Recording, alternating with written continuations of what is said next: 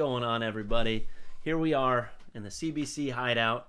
We're going to be doing some CBC reviews from the Spook Nook Major Season 18 for the American Cornhole organization. As always, I am Bill, and to the right of me today is... Yeah, Dylan. CBC family, what's up, everybody? This is the CBC broadcast team, or at least part of it, and we're going to review some shots, and Bill's got a shot of the week I haven't seen. I've got a shot of the week that he hasn't seen. Well, we saw it at some point, but we don't know which ones we picked.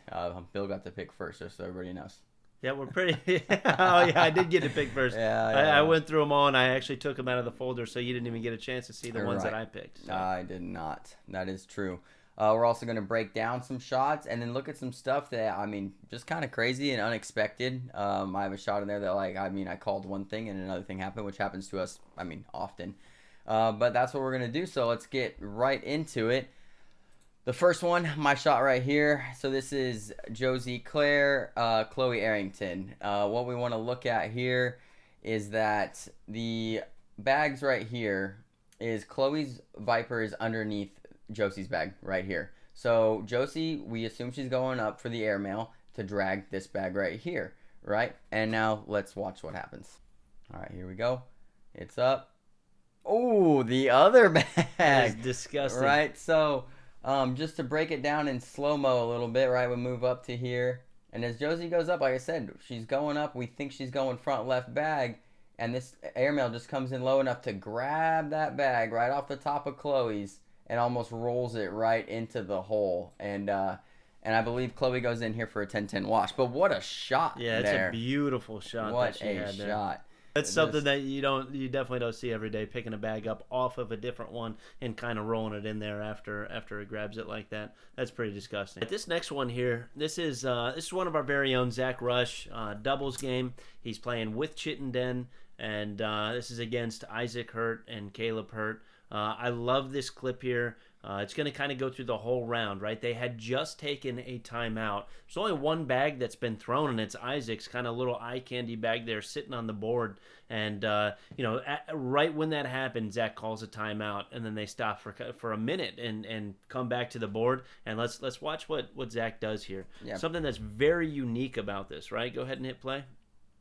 Yeah, a little V block right there. Yeah, a little V block, but he steps out. Look, this is not many players do this, right? You have a V block that's hanging, I don't know, maybe 25% in the hole right now, and Zach decides to step out a little bit. Very kind of an interesting move, but if you've ever seen Zach Rush play, he does this on every block like this. He tries to get a very, very minor advantage by running into this bag. He wants to run into the side of it and push it to the side, so two bags are now dripping into the hole, his and Isaac's. That's what he tries to do anyway. Right, and the options for Zach here either kind of push through or lay behind.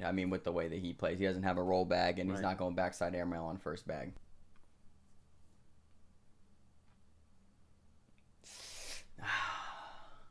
Yeah, I don't like where he laid right there, right? He pushes into the bag. It's kind of a mistake, right? He steps out, he pushes into the bag. He didn't get the exact shot that he wanted, right? He wanted to have half of the hole control, and he also wanted Isaac to have half the hole control or push Isaac all the way off to the side. Isaac easily cleans up. He's like, hey, I get 2 points now, right? And kind of throws it, hits it in. This bag is not ungettable whatsoever for Zach, but now it's a little bit tougher anyway. Now he has to step out and continue to throw these bags just to pick up his one bag here. Yeah, let's see how that goes.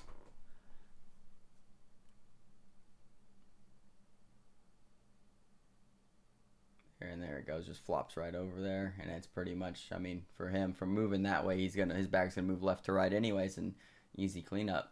Yeah, and Isaac just can go right in, right? He can do his just normal shot, right, while Zach, uses two more bags to try to save that one, right? What a hard working round. And against a team like the Hertz, right? And Zach and Michael do end up winning that game, and moving the Hertz down to the losers bracket for their first loss of the tournament. But that's a huge round right there, right? So he saves that bag, and instead of being 17-16, right, stays 17-14, and you're much more comfortable at this point. All right, so this is my shot, which is funny. It's from the same game just earlier, And well, I remember what we talked about earlier is we weren't sure if Zach and Michael Chittenden took that time out to possibly psychologically slow down the Hurts. Right. Because we see here 14-8. We just saw the last clip 17-14. So obviously the gap had been closing. And my thought process was that maybe Zach was trying to slow him down. That's what I thought too. We mentioned that right. on the broadcast. So maybe not. But right here, we got Isaac has 2 blockers, so he likes to double block like this a lot, right? Throws a blocker, person goes in, he throws another blocker. Zach goes behind here. So here's something. So I want to break this down because what we're thinking from Isaac here is an airmail, right? All the time. Regular airmail, drag, front bag. So what he does here instead, which is super unique, and for me this is an unexpected shot, is I think he tries to piggyback off of his second blocker, right? Not the one in the hole, but the one right behind it. He tries to piggyback, and in doing so, right, he goes up, hits Zach's bag, shoves 2 in, right? And then stays in front and blocks Zach completely out of that bag. So it's really a good shot, but unexpected. I mean, I would call it almost a good miss, but maybe he did that on purpose, but I think he's trying to piggyback his own and carry everything in. And then the ending of this round, I mean, goes airmail, absolutely disgusting. And Isaac, at the end here, even goes low airmail, and you'll see him clip his bag. I mean, Zach clips it a little bit. Isaac goes low airmail right here, 10-10 wash. Yeah, both clipped it. But yeah, I mean, it was just unexpected round there when you see a double blocker here from Isaac and then Zach lay behind. I mean, you think automatic airmail. But Isaac's trying to get everything, right? And we know he's one of the most aggressive players in the game. His airmail is gross. But I wasn't expecting him to go for that double piggyback bag, if you would. I mean, grabbing the whole group of friends and pulling them into the hole. Really good shot right there from Isaac Hurt. At this next one here, we got Isaac Hurt versus Lane Cruz. I think this was Juniors Championship. I think Lane Cruz won this first game, and then lost the second game. I think is how that played out. This is a really, really good round by Lane Cruz. Anyway, he goes up, starts with a just eye candy kind of block there. Isaac, again, he kind of tries to lay behind here, but it kind of pushes the bag a little bit to the right and sits behind it, leaving Lane Cruz a nice lane to the best bag that I like here is a replace, right? A push replace. And then you still have hole control. Isaac's bag is still kind of outside right there. And instead of the replace, right, that bag just kind of hangs up there. Isaac's bag is still kind of holding on the top. That bag is as good as in. I mean, if you knock the pile or anything like that, it's just, it was almost a perfect shot, right? He should have dropped his bag, and then it would have been just fine. And I just wonder if he wanted to go roll or if he wanted to go replace. But I think, like you said, he comes in pretty low, and it looks like it was about to be a replace and a really good bag. And I mean, second best case scenario. Right. Still a great bag. Yeah. Not technically perfect. Look, I remember being there, and I know that was a push. Isaac threw it. He had a little too much pepper goose on that one, right? Quite a bit too much. And you could tell because he's got slick side down throwing this bag right here. Just chucks it and goes right above the bags and misses. He was trying to wash it, clean the entire thing up, right? Yeah, big push. I mean, yeah, exactly. And he's never going to go airmail slick side. I mean, I don't think I've ever seen him throw an airmail slick side. So that's how we kind of knew that that's just a missed push. And now Lane in a great position to pick up some points. Slick side down. Oh, that's why I wanted to put this clip in here. That's absolutely disgusting push. Man. That's not best case scenario for Lane, right? Lane could have left Isaac on there, although that is, I mean, with Isaac having one off, it's time to wash it up, right? It's time to clean the board off right here, and it's time to pick up your 3 points and just be done with the round, because that is exactly what he's going for here. Because look how close he is to bar soaping this thing, Bill, as it comes through, right? He has this thing shoved all the way to the bag. He's got it pinned. And if Isaac's bag wasn't on slick side, they probably both stay there. And Lane might be able to pick up like an airmail drag or something. But instead, both slick side. Wade just has them both fall in the hole right there. And then Isaac, I mean, relentless blockers. Relentless. He has 2 bags left, right? So his third bag blocked. Kim Dice right there. He throws them up no matter what. Just freaking relentless. Does not want to give up the round. Still wants to manufacture points by putting up a block like that. Textbook rollback. Disgusting. And For then Isaac, 6. then Isaac makes a huge Whoa, mistake there on huge slick round side right there. and kind of pulls off to the right. So that was an interesting round. I really like that one. That's one that kind of stood out to me. All right, guys. So this is my choice for shot of the week. Don't forget I had second choice here, second pick. No, it doesn't matter. But to start this round, so this is Jeremiah Ellis, Zach Rush. Zach Rush up 20-11 right here. This is game 2, I believe. Jeremiah took game 1. I think Zach ends up winning this game, but this whole round is done really well from both players. So, and then it finishes off with my shot of the week. So right here, Jeremiah has level 1 blocker, his side. So Zach's going to do exactly what we talked about earlier and just step out and look to bully into it and go in or take hole control right in front with, an eye candy blocker. He goes in.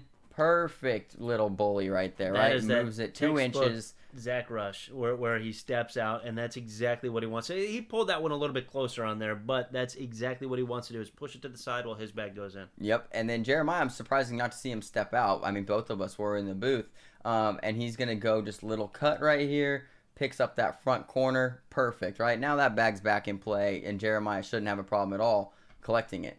But Zach's still going to continue to make this round tough on Jeremiah. And, I mean, Zach plays, when he's playing like this, he's playing at his best.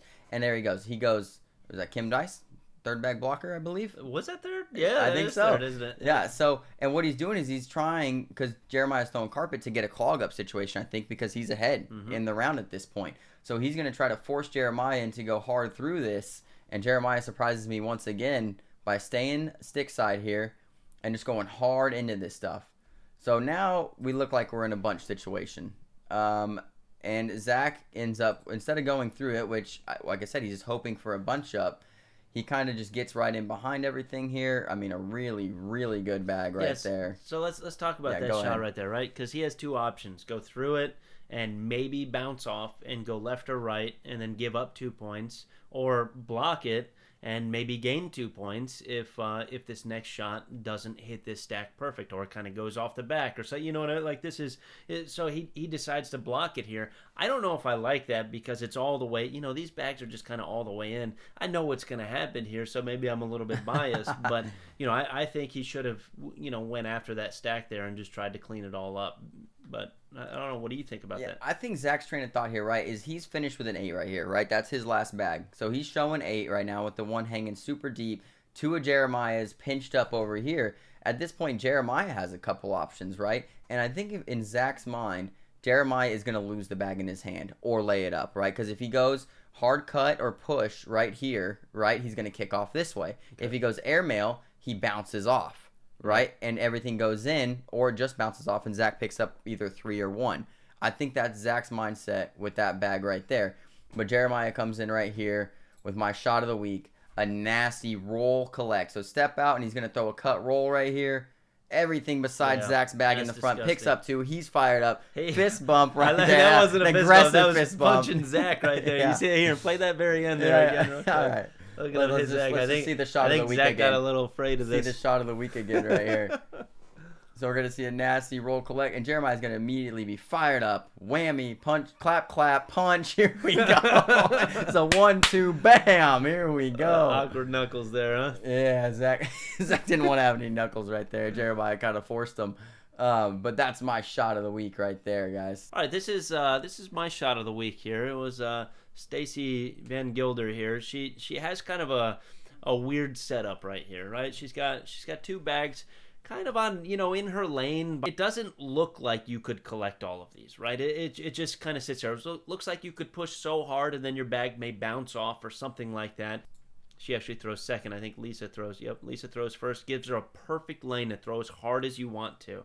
And then boom, right in the middle. Nasty. Collects all of these bags and just leaves Lisa's bag sitting right there. Let's see it in slow-mo. Let's see how these bags work, Bill, how they work together. I think you talked about this earlier. Yeah, I mean, they're supposed to work like gears, right? And if it pulls that first one, the first one then pulls the second one, really. Look at that. Bringing everybody home. The thing that's crazy to me is it doesn't even move Lisa's bag hardly. Go ahead, play one more time. Yeah, one more time to see this. Little dead spot right there, almost a Bill bag. Boom. Yeah, shot of the week right there. Fantastic shot from Stacy Van Gilder. Yeah, it was definitely a great shot.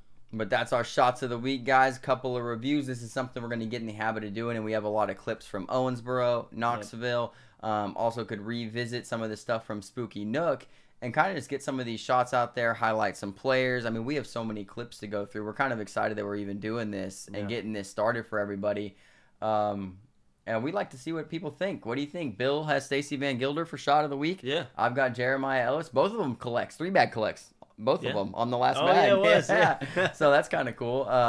Say in the comments. Let us know which one do you think was the best there. And also, if you have a shot of the week to submit, submit it. Let's see it. I would love to review it. I'd love to look at it. So and I don't care wherever it's from. Doesn't have to be from the ACO. Could be your backyard.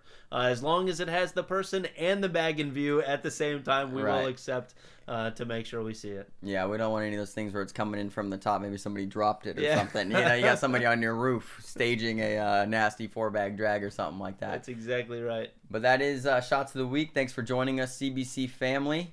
This is Dylan and Bill. Out.